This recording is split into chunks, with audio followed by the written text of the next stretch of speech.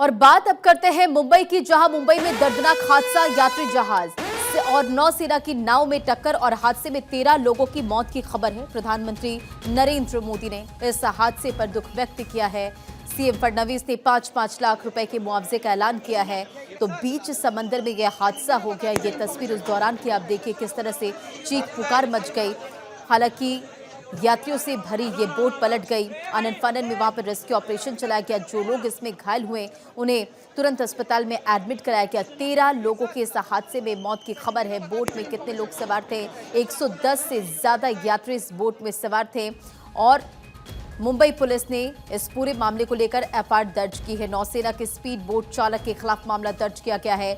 Colaba police थाने में FIR दर्ज की गई है। धारा 106(1), 125(a), (b) और 282, 324, 35 के तहत देखिए ये एफआईआर दर्ज की गई है। तो बड़ी जानकारी आपको दे रहे, इस हादसे पर मुआवजे का ऐलान किया गया है। आर्थिक सहायता दी जाएगी। सीएम राहत कोष से मृतकों के परिजनों को 5 लाख रुपए के मुआवजे का ऐलान किया गया है और इसी के साथ पीएम राहत कोष से 2 लाख रुपए दिया जाएगा। घायलों को 50,000 रुपए दिए जाएंगे। तो ये बड़ी जानकारी आपको दे रहे हैं। देखिए बीते दिन ये दर्दनाक हादसा हो गया। इस हादसे में 13 लोगों की जान चली गई। आनन फानन में वहां पर देखिए किस तरह से सर्च ऑपरेशन चलाया गया। लोगों को वहां से निकालने की कोशिश की गई और उस दौरान की तस्वीर भी इस वक्त आप देख रहे हैं। तो मुंबई में बीते दिन ये दर्दनाक हादसा हो जाता है जिसमें करीब 13 लोगों की जान चली गई। तो वहीं 110 से ज्यादा इस बोट पर यात्री सवार थे। दर्दनाक हादसे के बाद चीख पुकार मच जाती है। टीम वहां मौके पर पहुंचती है और उसके बाद जो लोग वहां पर फंसे थे उन्हें वहां से निकाला जाता है और तुरंत अस्पताल में एडमिट कराया जाता है। आपको ये भी जानकारी देते चलिए कि इस हादसे पर प्रधानमंत्री नरेंद्र मोदी की तरफ से दुख व्यक्त किया गया और इसी के साथ साथ जिस तरह से समंदर में ये हादसा हुआ है, इस हादसे पर सीएम फडणवीस की तरफ से भी मुआवजे का ऐलान किया गया। और इसी खबर पर अधिक अपडेट के साथ सत्यप्रकाश हमारे साथ जुड़ गए हैं। सत्यप्रकाश, बीच समंदर में ये हादसा हो जाता है, 13 लोगों की जान चली जाती है। जरा बताएं कि फिलहाल अपडेट क्या है? इस पूरे मामले को लेकर एफआईआर दर्ज भी कर ली गई है। देखिए बिल्कुल, नीलकमल बोट हादसे में अब तक 13 लोगों की मौत हुई है।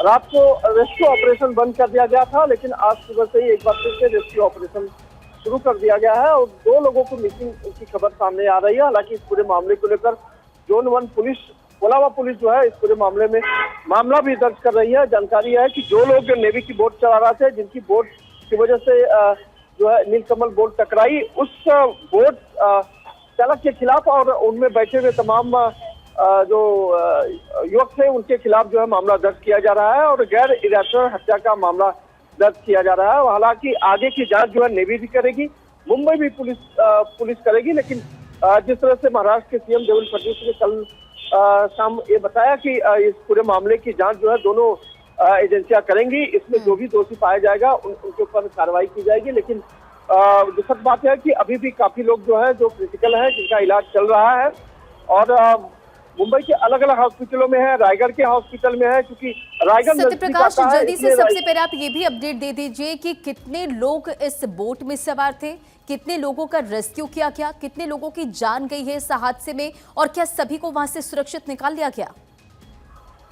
देखिए करीब 110 लोग इस बोट में सवार थे, जिनमें 99 लोगों को जो है रेस्क्यू किया गया था। जानकारी यह थी कि जो 13 लोगों की मौत हुई थी उनमें 3 अधिकारी भी हैं और 10 यात्री हैं। इस तरह की जानकारी मिली है और फिलहाल इस पूरे मामले को गंभीरता से देखा जा रहा है कि आखिरकार जिन लोगों की मौत हुई है क्या वह लाइफ जैकेट नहीं पहने थे, और अगर लाइफ जैकेट नहीं पहने थे तो ये किसकी लापरवाही है और बोट चालक क्या नशे में था, इसकी भी जांच की जा रही है। ये तमाम पहलुओं से जांच की जा रही है और बेहद गंभीर मामला ये सामने है। बिल्कुल सत्यप्रकाश, कई एंगल से इस पूरे मामले को लेकर जांच पड़ताल की जा रही, लेकिन हादसे का वो दर्दनाक मंजर जिसे याद करने भर से रूह कांप जाएगी। लेकिन कसूरवार कौन है? इस पूरे मामले को लेकर अधिकारियों की टीम किस तरह से जांच पड़ताल कर रही है? सीएम फडणवीस की तरफ से जो बयान दिया गया है उसे लेकर अधिकारियों की टीम कैसे कार्रवाई कर रही है? और जरा बताएं कि अब इस पूरे मामले में जांच का दायरा आगे कैसे बढ़ रहा है? देखिए, रेस्क्यू करने के बाद लोगों के बयान लिए जाएंगे। जो लोग बोट में सवार थे उस वक्त क्या हादसा हुआ, कैसे हुआ, अचानक बोट की जो है बैलेंस बिगड़ी या बोट टूटने की वजह से पानी भरने लगा और पानी भरने के साथ ही बोट का बैलेंस बिगड़ा। इन तमाम पहलुओं से जो है दोनों एजेंसियां जांच करेंगी, नेवी और मुंबई पुलिस जांच करेगी। हालांकि मुंबई पुलिस ने मामला भी दर्ज कर लिया है और देखा जा रहा है कि अब मुंबई पुलिस जो है आगे की जांच शुरू करेगी। जिन जिन हॉस्पिटलों में लोग भर्ती हुए हैं, जिनकी हालत बोलने के लायक है, उनसे जो है उनका बयान लेगी और उसके बाद जो है आगे की जांच शुरू कर देगी।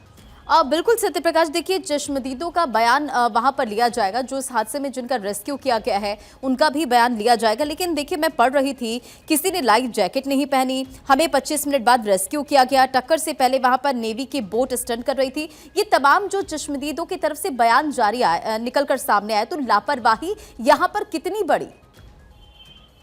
बिल्कुल, देखिए ग्राउंड जीरो से अगर देखा जाए तो ये सारी चीजें लापरवाही के चलते हुई है। क्योंकि जब आप फेरी बोट चलाते हो, यानी कि आप एक स्थान से दूसरे स्थान पर समुद्र के बीच से आप लोगों को लेके जाते हो, भले वो पर्यटक के तौर पे हो, लेकिन सुरक्षा के मद्देनजर जो व्यवस्थाएं दी गई है उसका इस्तेमाल होना चाहिए था। कल जो है रायगढ़ के कलेक्टर भी इसी बात को दोहरा रहे थे कि अगर लोग लाइफ जैकेट पहने होते तो शायद लोगों की मौत नहीं होती। जिन जिन लोगों ने लाइफ जैकेट पहना था उनकी जान बच गई है, जिन लोगों ने लाइफ जैकेट नहीं पहना है उनकी मौत हुई है। हालांकि इस विषय में जांच किया जाएगा और एक गाइडलाइन भी बनाई जाएगी कि आगे से इस तरह के हादसे न हो, उसको लेकर भी सरकार अब सख्त हो गई है। हालांकि ये देखा जाएगा कि जिनकी मौत हुई है, क्या सही में वो लोग लाइफ जैकेट नहीं पहने थे, उन्हें बचाने के लिए लोगों को जद्दोजहद करनी पड़ी, इसके वजह से उनकी मौत हुई। तो तमाम एंगल है जिसकी जांच की जाएगी और एक एक जो है एंगल से जो है जांच करने के बाद एक्शन लिया जाएगा। बिल्कुल, देखिए इस पूरे मामले को लेकर कार्रवाई हो रही है, एफआईआर दर्ज भी की गई है। नौसेना के स्पीड बोट चालक खिलाफ उनके खिलाफ ये मामला दर्ज किया गया। नेवी की तरफ से इस पूरे मामले को लेकर क्या स्टेटमेंट सामने आया है? देखिए, नेवी की तरफ से तो सबसे पहले तमाम जिन लोगों ने रेस्क्यू ऑपरेशन में उनका सहयोग किया उसके लिए उन्होंने धन्यवाद दिया है और नेवी की तरफ से भी गाइडलाइन जारी की जाएगी कि आगे से इस तरह के कोई हादसा न हो और जो लापरवाही बरती गई है उनमें किस तरह की खामियां हैं। क्या सच में फेरी बोट जब निकलती है तो लोगों को लाइफ जैकेट नहीं पहनाती है, कुछ लोगों को जो है लाइफ जैकेट नहीं मिल पाता है, या लाइफ जैकेट की कमी के चलते यह हादसा हुआ है, या फिर जानबूझकर लोगों ने जो बोट चालक है, जो नीलकमल के संचालक है, उन्होंने लोगों के लिए अवेलेबल नहीं करवाया था लाइफ जैकेट। तो ये तमाम चीजें हैं जिसमें देखी जाएगी। खास बात यह है कि बोट टकराने के बाद अचानक बोट जो टूट गई, वो उसका क्या प्रमुख कारण क्या रहा, क्या यह बोट पुरानी हो गई थी या ओवरलोडेड थी? क्योंकि बताया जाता है कि 80 व्यक्ति की क्षमता वाली यह बोट थी, लेकिन 110 के आसपास लोग इस बोट में सवार थे। तो यह भी एक बड़ा एंगल है, इस एंगल से भी जो है पुलिस और नेवी जांच करेगी।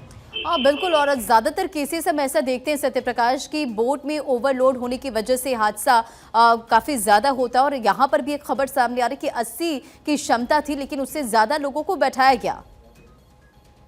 बिल्कुल, देखिए ये बिल्कुल बातें सामने आ रही है क्योंकि जो आंकड़े शुरुआती में आ रहे थे, बोला जा रहा था कि 30 से 35 लोग होंगे, फिर बाद में आंकड़ा आया कि 80 लोग सवार थे, फिर बाद में शाम होते होते जब सरकारी आंकड़े आए तो उसमें जानकारी मिली कि करीब 110 लोग इस बोट में सवार थे, जबकि क्षमता है सिर्फ 80 लोगों की। तो ऐसे में सवाल खड़ा होता है कि इतने ज्यादा लोगों को कैसे जो है इनको जो है पर्यटक के तौर पर जो बिठाया गया, ये तमाम सवाल है जिसकी जांच जो है दोनों एजेंसियां करेंगी। फिलहाल देखना होगा, इस पूरे मामले को लेकर हर एंगल से जांच पड़ताल की जा रही है। तमाम जानकारियों के लिए बहुत बहुत शुक्रिया।